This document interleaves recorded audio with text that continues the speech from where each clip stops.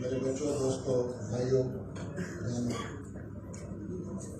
سب سے پہلے تو میں سپیریئر گروپ کو مبارکباد دیتا ہوں کہ آج ایک ایسے موضوع کے اوپر انہوں نے سیمینار رکھا ہے جس کی وجہ سے ہمارے ملک کے اندر اکانومی کا پہیہ رک چکا ہے اور ہم سب پریشان ہیں۔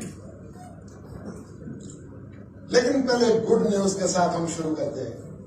میں مبارکباد دینا چاہتا ہوں چودھری عبدالرحمان صاحب کو، چودھری خالق صاحب کو، اپنے چھوٹے بھائی Atir Rizvi principal superior law college کو، کہ کل آپ کو پرمیشن مل گئی ہے پاکستان بار کاؤنسل سے کہ آپ اپنا 5 سالہ لا پروگرام شروع کر رہے ہیں اور اس وقت شروع ہو رہا ہے۔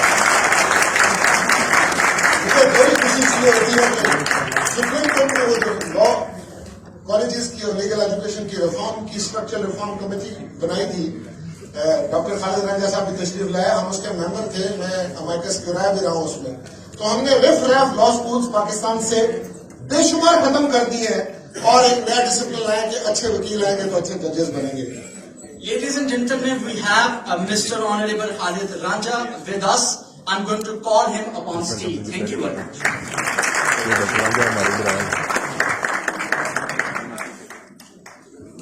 ہم کرپشن کی اور اکاؤنٹیبلٹی کی کہانی جو ہے 1947 سے شروع کریں گے۔ قائد اعظم محمد علی جناح نے 11 اگست 1947 کو کانسٹیٹیوئنٹ اسمبلی سے جو خطاب کیا تھا تو اس کے اندر انہوں نے پوائنٹ آؤٹ کیا تھا کہ بر صغیر میں کرپشن ایک مسئلہ ہے۔ یہ فادر آف دی نیشن نے تبھی پوائنٹ آؤٹ کیا تھا۔ پاکستان بن گیا۔ پہلی کرپشن جو یہاں پہ ہوئی ہے وہ یہ ہوئی کہ سیٹلمنٹ کے لاز اور ایویکٹیو پراپرٹیز کے بارے میں ہم نے دھاندلی کی ہے۔ انڈیا نے 2 برس کے اندر اندر کسی کو کائنڈ میں چیز نہیں دی، پراپرٹی نہیں دی تھی، کیش میں دیا تھا اور ختم کر دیا تھا۔ ہمارے وہ لاز پتہ نہیں نہ جانے کتنے ڈسپلیس پرسنز ایکٹ، کتنی اسکیم سیٹلمنٹ کی 1 2 3 4 بنتی رہی اور آج کے دن تک بھی مقدمات چل رہے ہیں۔ تو پہلی کرپشن تو وہی شامل تھی۔ پھر یہاں پہ کوٹا سسٹم، ٹیکسٹائل کے کوٹے، یہاں پہ پیٹرول پمپوں کے کوٹے، یہ بھی ہمارا کرپشن کا حصہ ہے۔ ابھی تک ملک کے اندر کوئی 1 درجن بھر قوانین بن چکے ہیں اور 6 سے زیادہ جو ہے مختلف احتساب کے فورم بن چکے ہیں۔ پہلا ہم نے ایپڈو لگایا 1949 کے اندر اور بار بار یہاں پہ لوگ معطوف ٹھہرتے رہے اور سہروردی سے جیسے بندے کو بھی سیاست سے کہتے ہیں کہ اس بنیاد کے اوپر آؤٹ کرنے کی کوشش کی گئی کہ ایپڈو لگا دو۔ پھر لیٹسٹ لا جس سے ہمیں اب کنفرنٹڈ ہے 1999 کا لا جو پرویز مشرف صاحب کے زمانے میں بنا تھا، اور اعتراض کرنے والے یہ کہتے ہیں کہ اس وقت کیونکہ اسمبلیاں نہیں تھیں تو ایک ڈکٹیٹر کا بنایا ہوا لا ہے، اور اس لا کی آگے ایک لا بنایا پختونخوا کے اندر فیلور، وہ بھی کامیاب نہیں ہوا۔ لیکن ایک بات میں آپ کو بتا دوں، کرپشن ایک گھن کی طرح معاشرے کو کھا جاتی ہے۔ کرپشن دنیا کے ہر ملک میں ہے، وہ ڈیولپ کنٹری ہے یا انڈر ڈیولپ کنٹری ہے، کہیں تھوڑی کہیں زیادہ۔ تو کرپشن کو سپورٹ تو نہیں کیا جا سکتا، اس کو اریسٹ تو کرنا اور پکڑنا کس طرح سے ہے؟ ادارے بنائے جاتے ہیں۔ پاکستان میں 3 بڑے ادارے ہیں، ایک نیب، دوسرا FIA، تیسرا یہ اینٹی کرپشن اتھارٹیز یا ڈائریکٹریٹس، یہ 3 طرح کے ادارے ہیں۔ میرے خیال سے یہ سب کے سب فیل ہو گئے ہیں، ڈلیور انہوں نے کچھ نہیں کیا۔ ابھی ہم پھر اسکیمیں لاتے ہیں، یہ ایمنسٹی اسکیم میں بھی آتی رہی ہے 2 اسکیمیں، ایک تو اس حکومت کی، ایک عباسی صاحب کی بھی۔ مجھے سمجھ نہیں آتا کہ جب آپ اسکیمیں لاتے ہو تو اس کے انبٹ سے آپ ہولڈرز آف پبلک آفس کو کیوں نکال دیتے ہیں؟ مجھے یہ بات آج تک سمجھ نہیں آئی۔ بہت سارے لوگوں نے اویل کی ہے اور پاکستان میں اربوں روپے جمع ہوئے ہیں اسی ایمنسٹی اسکیموں میں، لیکن میں اگلے روز ایک میرا ٹیکس ایڈوائزر دوست ہے ٹاپ کلاس، اس کے پاس ایک صاحب تشریف لائے، وہ جج رہے ہوئے تھے اور ان کے نام پہ 37 پلاٹ تھے اور ان کی بیٹی جو لیکچرر ہے پنجاب یونیورسٹی میں، اس کے نام پہ بھی کوئی 11 پلاٹ تھے۔ انہوں نے کہا میں بینیفٹ لینا چاہتا ہوں، تو میرے دوست نے کہا جی آپ کو تو یہ بینیفٹ نہیں مل سکتا کیونکہ آپ تو جو ہے جوڈیشل آفیسر رہے ہوئے ہیں، تو یہ ہولڈرز آف پبلک آفس کے انبٹ میں آتے ہیں، آپ کو فائدہ نہیں ملے گا۔ آپ مجھے بتائیے ملک کو فائدہ ہوتا ہے یا نقصان؟ کیوں ان کو اس سے باہر رکھ لیا؟ مجھے کیا فائدہ ہے کہ آپ ایک پولیٹیشین کو کبھی دوسرے پولیٹیشین کو 7 سال 5 سال جیل میں رکھتے ہیں اور آپ کا نظام اتنا خراب ہے کہ کچھ ریکوری نہیں ہوتی، پھر وہ وکٹری بناتا ہے اور مجھے یوں لگتا ہے کہ اس نے کوئی بہت ہمارے لیے ہیرو کا کارنامہ انجام دیا، ایسا بھی نہیں ہے. دیکھیے اب جب میں آپ سے بات کر رہا ہوں، گھاٹ گھاٹ کا پانی پینے اداروں کو بہت قریب سے میں اندر سے دیکھ چکا ہوں، میں سسٹم کی دائی ہوں، میں جوڈیشری کو جانتا ہوں، میں ایف آئی اے کو جانتا ہوں، میں نیب کو جانتا ہوں، میں اینٹی کرپشن اتھارٹیز کو جانتا ہوں، میں اسٹیٹ بینک کو جانتا ہوں.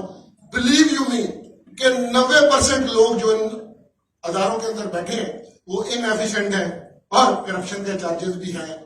ہم ڈیلیور نہیں کر سکے کیونکہ وائٹ کالرڈ کرائم جو ہے یہ بڑا ہائیلی ٹیکنیکل سبجیکٹ ہے. یہ وہ لوگ تو نہیں ہیں جو مجبور ہو کے جرم کرتے ہیں، یہ وہ لوگ ہیں جو لالچی ہیں، جن کو تما لالچ اپنی قبر بھی بھاری کرتے ہیں اور قوم کے بھی پیسے کھاتے ہیں. یہ تو بڑے بظاہر عزت دار لوگ ہیں، چھوٹے بوٹے اور اکثر پڑھے لکھے بھی ہیں. ان کو پیسہ بنانے کا شوق ہے اور وہ پیسہ ایسے طریقے سے بناتے ہیں کہ پھر وہ پکڑے نہیں جاتے، کیونکہ اب ڈیجیٹل فرینزکس کمپیوٹر اور اس کا زمانہ ہے اور لوگ اکاؤنٹس کی بات کرتے ہیں، کسی کو فرینزک اکاؤنٹنگ بھی نہیں آتی. آج ایک بٹن دبائیے پیسہ یہاں سے سوئٹزرلینڈ جاتا ہے، لائن منی ٹریل کہاں سے پتہ لگے گی؟ اس کے لیے آپ کو بڑے ٹرینڈ لوگ چاہیے. آج اتنا سا جو گیجٹ ہے اس سے 400 میٹر سے اے ٹی ایم جو ڈی کوڈ ہوتا ہے، آج ایک پیپر سے اٹھا کے آپ دوسری جگہ پہ تھم امپریشن لگائے تو یہ ممکن ہے، مگر اسے ثابت کرنا یہ کوئی آسان کام ہے. ہم نے ٹریننگ ہی نہیں کی اپنے انویسٹیگیٹر کی، ٹریننگ نہیں کی اپنے پروسیکیوٹر کی، ٹریننگ نہیں کی اپنے ڈیفینڈر کی اور ٹریننگ نہیں کی اپنے جج کی. یہ بھارتی زمانے کے لاز اور بھارتی زمانے کے سارے پرانے رسم و رواج اور وہی والا طریقہ کار کہ ایک انویسٹیگیٹر وہ ہر طرح کی جو ہے نا دنیا کے اندر ایسا کہیں نہیں ہوتا کہ انویسٹیگیشن کرے. کوئی ڈرگس کا ایکسپرٹ ہے، کوئی وائٹ کالر کرائم کا ایکسپرٹ ہے، کوئی بندہ عام جنرل جو کرمنل انویسٹیگیشن ہے اس کا ایکسپرٹ ہے. آپ اس بندے کو یہ کام کرنے کے لیے دے دیتے ہیں اور وہ پھر چلتا رہتا ہے اور ٹائم لائن کہیں پہ ہے نہیں. میں یہ بات اپنے چیف جسٹس کوسس صاحب کو کہتا ہوں، اس حوالے سے بھی کہنا چاہ رہا ہوں. میں ان کو اپریشیٹ کرتا ہوں کہ انہوں نے مرڈر کیسز کے لیے ماڈل کورٹس بنا دی، بڑی اچھی بات ہے. لیکن کیا ماڈل کورٹس واحد مسئلہ ہے؟ اس ملک کا سب سے بڑا تو اس وقت اکاؤنٹیبلٹی مسئلہ ہے. یہاں پہ ایسی انویسٹیگیشنز ہیں جو 3 سال سے پینڈنگ پڑی ہیں. یہاں پہ اکاؤنٹیبلٹی کورٹس کے اندر کیسز سال سے پڑے ہیں. آپ کے پاس اپیلیٹ کورٹ ہائی کورٹ میں پڑے ہیں، آپ کے پاس سپریم کورٹ میں پڑے ہیں. آپ پلیز ان کیسز کے اندر بھی ٹائم لائن لگائیے. لیکن ایک بات پاکستان کے پولیٹیشنز کو، اس کا سارا مقصد اس طرح کے فورم کا یہ ہے، اور یہاں سے میں ایک ڈیبیٹ کھولنا چاہتا ہوں. سب پرابلمز کی بات کرتے ہیں، حل کی بات کوئی نہیں کرتا. اب ہمیں سولوشنز کی بات کریں. میں آپ کے سامنے ایک سولوشن رکھنے لگا ہوں اور میں کوئی عقل کل نہیں ہوں. Let's debate it. میرا یہ خیال ہے کہ یہ اکاؤنٹیبلٹی کے لیے ایک نیا فورم بنائیے.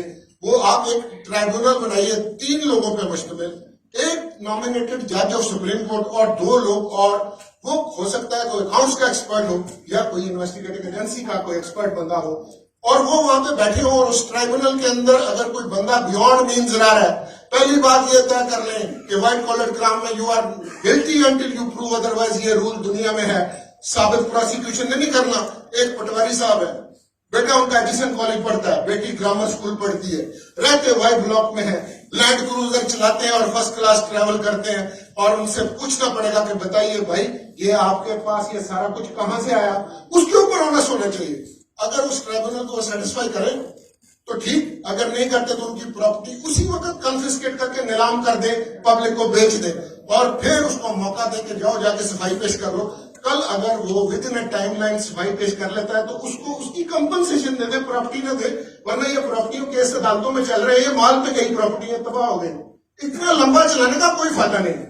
دوسری بات یہ ہے کہ ابھی فروغ نسیم صاحب نے ایک بل نیشنل اسمبلی میں دیا ہے، اور ساتھ ہی انہوں نے ایک بات کی اور مجھے بڑی شرم آئی. انہوں نے کہا کہ ہم اگر اپوزیشن میری بات نہیں مانے گی تو آرڈیننس کے ساتھ قانون لے آئیں. سر ہم سب قانون کے طالب علم ہیں، بچوں آپ بھی کل آنے والے ہو اسی پروفیشن کے اندر. 2 طرح سے قانون سازی ہوتی ہے، ایک پارلیمنٹ میں ڈیبیٹ کر کے ایکٹ آف دی پارلیمنٹ سے، دوسری ہے آرڈیننس سے. آرڈیننس سے کی ہوئی جو بھی امینڈمنٹس ہیں یا قانون سازی ہو کبھی اچھی نہیں ہوتی، کیونکہ اس پہ ڈیبیٹ نہیں ہوتی، اسٹیک ہولڈرز ڈیبیٹ نہیں کرتے. لیکن ہمارا ایک اور بھی مسئلہ ہے کہ ہمارے جو اپوزیشن والے ہیں، یہ آج کی اپوزیشن کل کی حکومت ہے، اور آج کی حکومت کل کی اپوزیشن ہے. یہ جاوید اقبال صاحب جو اکاؤنٹیبلٹی کے چیئرمین، ان کو کس نے لگایا؟ یہ خورشید شاہ صاحب نے لگایا تھا اور خاقان عباسی صاحب نے لگایا تھا. اور اب مجھے کہنے دیجیے، میں نے ترقی نہیں کرنی. ایک صاحب تھے بڑے پاورفل امیر آدمی ہیں، انہوں نے ان کی مکمکا کرایا تھا. इस डिवाइडेड सोसाइटी में रजा रब्बानी साहब को सोचना चाहिए था। आपने कैसी 18वीं तरमीम की है कि अकाउंटेबिलिटी का head leader of the opposition और लीडर ऑफ द हाउस जो है वो करेगा, चेयरमैन इलेक्शन कमीशन करेगा, और बाद में फिर आप उनसे तंग होते हैं। आप ये क्यों नहीं करते कि पार्लियामेंट पास करेगी? पार्लियामेंट ऐसे लोगों को अगर अपॉइंट करे, कल आपको ट्रबल नहीं होगी और आप फिर एतराजात नहीं करेंगे कोई इलेक्शन कमीशन पे कर रहा है, कोई जो अकाउंटेबिलिटी के चेयरमैन पे कर रहा है। कुछ अच्छी तरह नहीं है जरूर फरोग नसीम साहब ने की, लेकिन अगर आप लड़के बाहर आ गए और उन्होंने पास कर दिया कानून तो फिर क्यों रोएंगे? आप असेंबली के अंदर डिबेट करें, अपना हक अदा करें असेंबली में। उन्होंने एक तरमीम अच्छी की है, वो कहते हैं कि अगर आप कोई होल्डर ऑफ पब्लिक ऑफिस है और आप सिविल सर्वेंट है, रूटीन के अंदर जो कुछ आप दस्तखत करते हैं, आपको पता है 1 लाख रुपए से ज्यादा भी कोई चीज अगर अप्रूव हो, और ये जान मकबूल साहब जानते हैं ये ब्यूरोक्रेसी का असर है, तो वो इतनी देर तक पास नहीं हो सकती और अदा नहीं होगी जब तक साइन न करे। तो उसने रूटीन में किए और उसने उससे पैसा नहीं बनाया, और इल्जाम ये नहीं है कि पैसा बने तो उसे तंग करने की जरूरत नहीं है। इसी तरह बिजनेसमैन जो है वो भी शोर मचाते हैं कि अगर डायरेक्टली घपले से पैसे नहीं बने हुए तो आप हमें इन्वॉल्व न करें। उनकी लॉबियां मजबूत है, वो आपने अपनी लॉबी से ये अमेंडमेंट सब करवा रहे हैं, और अमेंडमेंट्स ये करवा रहे हैं कि 3 महीने के अंदर अगर इन्वेस्टिगेशन कंप्लीट नहीं होती तो आपके पास बेल का हक होगा। और बेल उन्होंने अकाउंटेबिलिटी कोर्ट की बजाय हाई कोर्ट में आर्टिकल 199 में रिट नहीं करनी, आप अपील कर सकोगे, ये भी अच्छी बात है। लेकिन कुछ बातें अच्छी नहीं लगी मुझे। वो कहते हैं ये प्ली बार्गेन है, और आप ये जो केसेस है इसके अंदर प्राइम मिनिस्टर साहब एक कमेटी बनाएंगे, भाई वो कमेटी नॉमिनेट प्राइम मिनिस्टर कर दे लेकिन पार्लियामेंट पास करे, ताकि अगर पार्लियामेंट उनको अपॉइंट करेगी किसी को इतराज नहीं होगा। ये भी अच्छी अमेंडमेंट है। और ये जो प्रेस कॉन्फ्रेंस करते हैं रोज नैब वाले और अकाउंटेबिलिटी वाले, इनको क्या हक है? ऐसे ही अभी बंदे के ऊपर सिर्फ इल्जाम है, वो तो भी गिल्टी प्रूव नहीं हुआ, उसकी साख तबाह करते हैं, उसका सारा बिजनेस तबाह करते हैं। ये पाबंदी भी लगनी चाहिए। लेट्स डिबेट इट और नया लॉ है, ताकि कल ना रोते रहे हम। और कोर्ट को चाहिए कि टाइमलाइन जरूर लगाए, कहते कि माना के तगाफुल ना करोगे लेकिन खाक हो जाएंगे हम, तुमको खबर होने तक देर से मिला हुआ इंसाफ। वो इंसाफ नहीं होता, इसकी तरफ तवज्जो दें, वरना लोग कहेंगे कि पॉलिटिकल विक्टिमाइजेशन होती है, और होती भी है, क्योंकि मुशर्रफ साहब दोनों पार्टी को एहतसाब करते हैं, नवाज शरीफ बेनजीर का करता है, बेनजीर नवाज शरीफ का करते हैं, आप तहरीक इंसाफ करेंगे उनका करेंगे।